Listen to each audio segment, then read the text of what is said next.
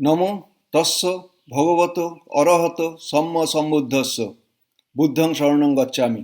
কর্মজ্ঞান বজ্র বা রামকৃষ্ণ দাসের করা ধম্মপদ গ্রন্থের বাংলা অনুবাদ পড়ার আজ দ্বিতীয় দিন। তিব্বতী ধম্মপদকে হিন্দিতে অনুবাদ করেছেন লাদাখের সেন্ট্রাল ইনস্টিটিউট অফ বুদ্ধিস্ট স্টাডিজের প্রধান আচার্য ওয়াংচুক দর্জি নেগি। আচার্য নেগির সেই ভাষ্যকে বাংলায় অনুবাদ করার কাজটা করেছেন রামকৃষ্ণ দাস, যিনি পরবর্তীতে তিব্বতী বৌদ্ধ ধর্মে সন্ন্যাস গ্রহণ করবেন এবং তাঁর নাম হবে কর্মজ্ঞান বজ্র, এবং আধুনিককালের একমাত্র বাঙালি বজ্রযানী সন্ন্যাসী হিসাবে যিনি পরে রচনা করবেন লামার ঝোলা নামের বই। ধম্মপদ গ্রন্থের দ্বিতীয় অধ্যায়ের নাম হল অপ্পমাদবজ্ঞ বা হিটফুলনেস।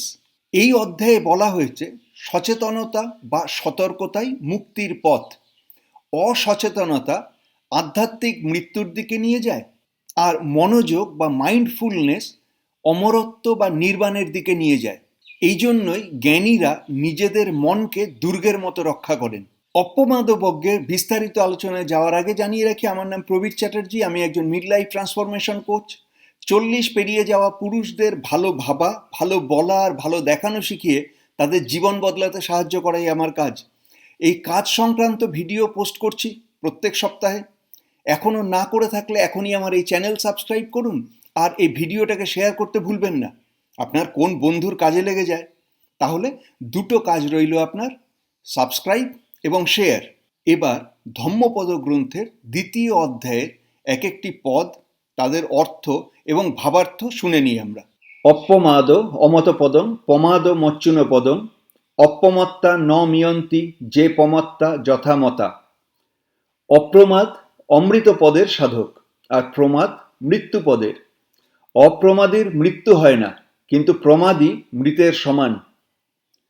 কোশাম্বীর রাজা উদয়নের রানী মাগন্ধীয় তথাগতের সঙ্গে শত্রুতা করে বুদ্ধের পরম ভক্ত শ্যামাবতী নামে অন্য এক রানীকে তার অনুচর সহ পুড়িয়ে মেরে ফেলেছিল। ভিক্ষুরা ভিক্ষা করার সময় এই ঘটনা দেখে তথাগতকে জিজ্ঞাসা করলেন তাদের কি গতি হবে। ভগবান বললেন, ওই উপাসিকাগণের মধ্যে কিছু শ্রোতাপন্ন, কিছু সক্রিয়াগামী ও কিছু অনাগামী হবে, আর রানী মৃত্যু ফলপূর্বক, অর্থাৎ তিনি সুগতিপ্রাপ্ত হবেন। আর বললেন, যদি গৃহস্থ অপ্রমাদের সঙ্গে জীবনযাপন করে তবে তা প্রমাদের বশে 1000 বছর বেঁচে থাকার চাইতেও ভালো। এসব প্রমাদীজন জীবিত হয়েও মৃত সদৃশ, আর যিনি ক্লেশ ত্যাগ করেছেন তিনি মরেও জীবিত সদৃশ। এই প্রসঙ্গে উনি এই গাথা বলেছিলেন, এতং বিশেষত আত্মা অপ্পমাদম হি পণ্ডিতা অপ্পমাদে প্রমোদন্তি অরিয়ানং গোচরে রতা। জ্ঞানী লোক অপ্রমাদের বিষয়টি জেনে বুদ্ধদের উপদিষ্ট বাণীর পালন করে অপ্রমাদ থেকে প্রমোদিত হন। যদি আমরা এক মুহূর্ত অন্তর্মুখী হয়ে বিচার করি তাহলে স্পষ্ট হয়ে যাবে যে দয়া, করুণা, প্রেম, তত্ত্বচিন্তন আদিতে মনোনিবেশ করে অনিত্য অনাত্ম বোধ করলে আমাদের মন শান্তি, আনন্দ, সমৃদ্ধি, প্রমোদ ও বিশ্রামের অনুভব পেতে পারে। অন্যদিকে যখন আমাদের মনে ঘৃণা, প্রতিদ্বন্দ্বিতা, ভেদ বিভেদ, হিংসা, ক্রোধ, ঈর্ষাদি আসে, তখন কি আমরা শান্তি অনুভব করতে পারি? এসবের বিপরীতে যদি আমরা বুদ্ধের উপদেশ অনুসরণ করি তাহলে ইহলোকে তো প্রসন্ন থাকবই, পরলোকেও তার পরিণাম ভালোই হবে। তে ঝাইন সাত্বিকা নিচ্চং দলহ পরক্কমা ফুসন্তি ধীরা নিব্বাণং যোগক্ষেমং অনুত্তরং।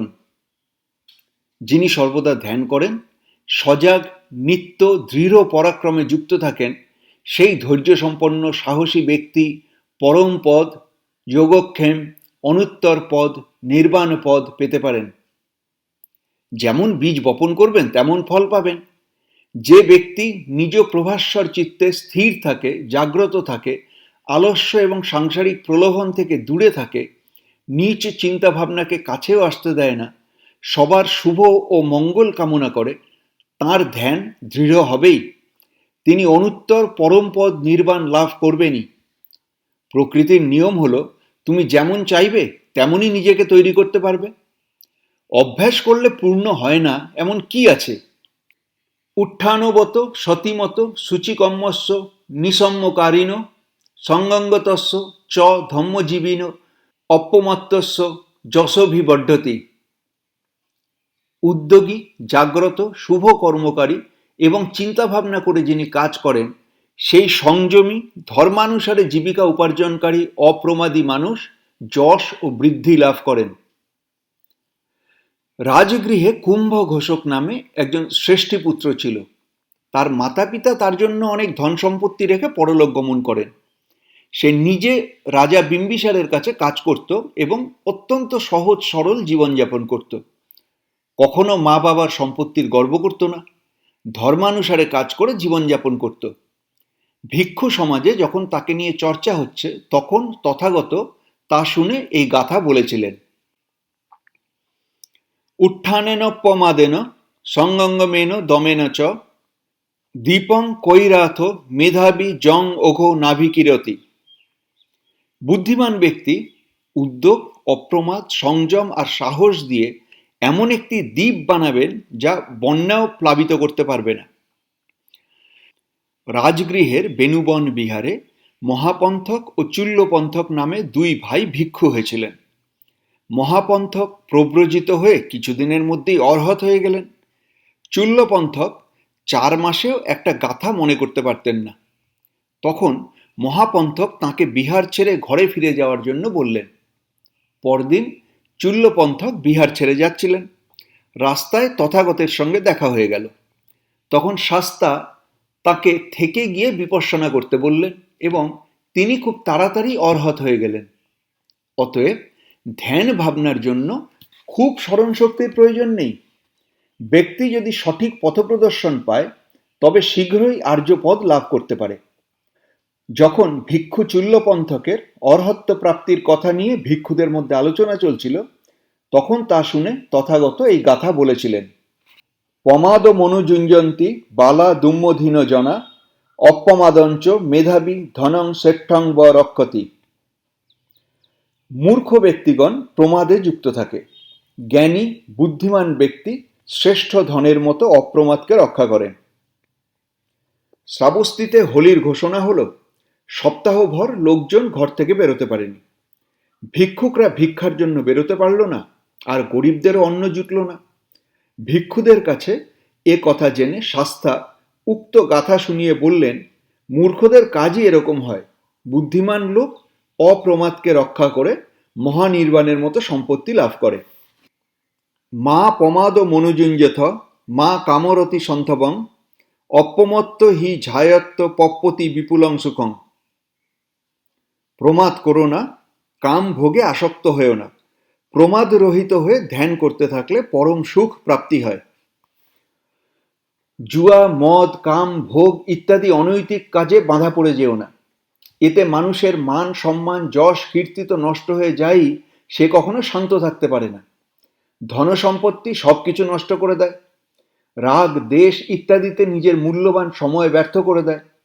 নিজের বন্ধুবান্ধব ও পরিবারের কাছ থেকে দূরে সরে যায়, যা তাদেরও কষ্ট দেয়। নিজে নিজের শরীরের সর্বনাশ করে। এইসব অভ্যাসের জন্যই যেখানে তার হয়তো 70 বছর বাঁচার কথা সেখানে 40-45 বছরে জীবনলীলা সাঙ্গ করে ফেলে। প্রমাদং অপ্রমাদেন যথা নুদতি পণ্ডিত পঙ্গঙ্গা পাশদ মারুঝ অশোক শকিনিং পজং পব্বতট্ঠ ব ভূমঠে ধীর বালে আবেক্ষতি। যখন বুদ্ধিমান ব্যক্তি প্রমাদকে অপ্রমাদ দিয়ে জয় করে প্রজ্ঞারূপী প্রাসাদের উপরে আরোহণ করে তখন সেই শোকহীন ধীর মানুষ অন্য শোকগ্রস্ত মূর্খদের দিকে সেইভাবে দেখে যেমন পর্বত চূড়ায় দাঁড়ানো কোনো মানুষ মাটিতে দাঁড়ানো কোনো লোককে দেখে। তথাগত যখন শ্রাবস্তির জেতবন বিহারে অবস্থান করছিলেন তখন তিনি সাধন ক্ষমতায় দেখলেন স্থবির মহাকশ্যপ রাজগৃহে পিপ্ফলি গুহায় বসে আছেন। তিনি প্রমাদী ও অপ্রমাদী লোকেদের জন্ম ও মৃত্যু দেখছিলেন। তখন তথাগত ভিক্ষুদের এই গাথা শোনালেন। অপ্রমত্ত প্রমত্তেষু সুত্তেষু বহু জাগর অবলস্সংব সিংহস্য হিত্তা জাতি সুমেধস। প্রমাদী লোকেদের মাঝে অপ্রমাদী অর্থাৎ অজ্ঞানে নিদ্রায় শুয়ে থাকা লোকেদের মাঝে প্রজ্ঞাবান জাগরণশীল ব্যক্তি সেভাবেই এগিয়ে যান যেভাবে তেজি ঘোড়া দুর্বল ঘোড়াকে ছাড়িয়ে এগিয়ে যায়। দুই বন্ধু ভিক্ষু হয়ে চলে গেল জেতবন মহাবিহারে। তথাগতের কাছে প্রব্রজিত হয়ে জঙ্গলে সাধনা করতে চলে গেল তারা। তাদের মধ্যে একজন নিরন্তর প্রয়াস করে কিছুদিনের মধ্যে অর্হৎ হয়ে গেল। অন্যজন সবসময় খাওয়া দাওয়া ইত্যাদি নিয়েই পড়ে রইল। বর্ষার শেষে যখন তারা বুদ্ধের সঙ্গে দেখা করতে গেল তখন একজন বলল, ও তো রাত দিন ভেতরে পড়ে থাকতো, আর আমি তো কাঠ জল ইত্যাদির ব্যবস্থা করে লোকদের সেবা করেও ধ্যান ভাবনা করতাম। বুদ্ধ বললেন, তুমি প্রমাদপূর্ণ সময় কাটানোর পরও অন্য ভিক্ষুরা যারা রাত দিন ভেতরে বসে ধ্যান ভাবনা করছিল তাদের প্রমাদী বলছো? ওরা তো অরহত হয়ে গেছে, তোমার থেকে বহুদূর এগিয়ে গেছে। বলে তিনি এই গাথা শোনালেন। অপ্পমাদেন মঘবা দেবানং ষেট্ঠতং গত অপ্পমাদং প্রশংসন্তি প্রমাদ গর্হিত সদা। অপ্রমাদী হওয়ার কারণে ইন্দ্র দেবতাদের মধ্যে শ্রেষ্ঠ হয়েছেন। এজন্য সবাই অপ্রমাদের প্রশংসা করে আর প্রমাদের নিন্দা হয়। বৈশালীর মহালী লিচ্ছবি কুটাগার শালায় তথাগতের কাছে গিয়ে প্রশ্ন করল, আপনি কি ইন্দ্রকে দেখেছেন? ভগবান বললেন, মহালী, ইন্দ্র অপ্রমাদে যুক্ত হয়ে সম্পত্তি লাভ করেছেন।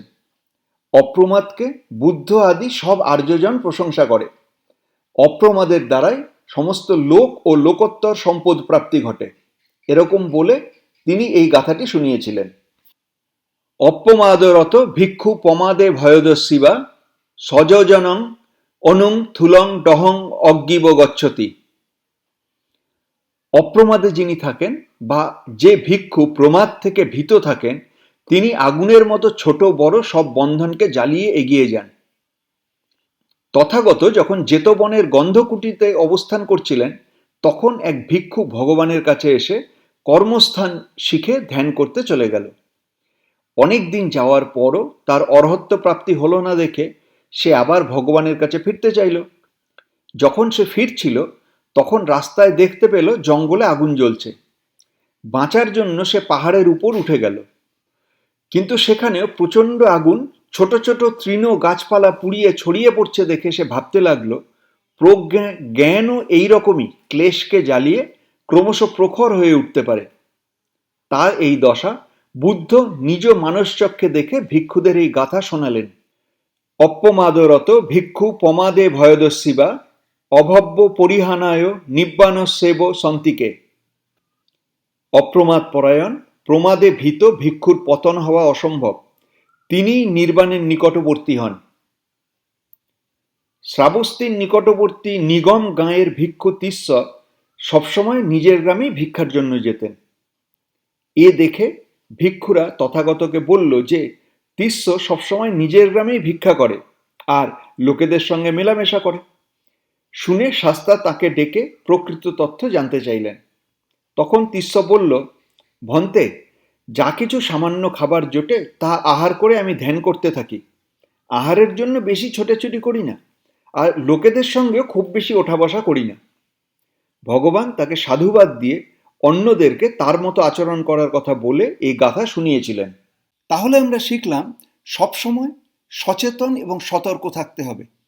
অসচেতনতা ব্যর্থতার কারণ, সচেতনতা সফলতার পথ। অতএব আপনি সবসময় কি ভাবছেন এবং কি করছেন তার দিকে খেয়াল রাখুন। আর জীবন সম্বন্ধে আরও জানতে আমার অন্য চ্যানেল মহাভারতের কথায় আসুন। প্রত্যেক সপ্তাহে একটা করে মহাভারতের গল্প আপলোড করছি আমি। শুধুই অডিও, কাজ করতে করতে শুনুন। আর এই ভিডিওটাকে শেয়ার করতে ভুলবেন না যেন। আগামী সপ্তাহে দেখা হচ্ছে তাহলে।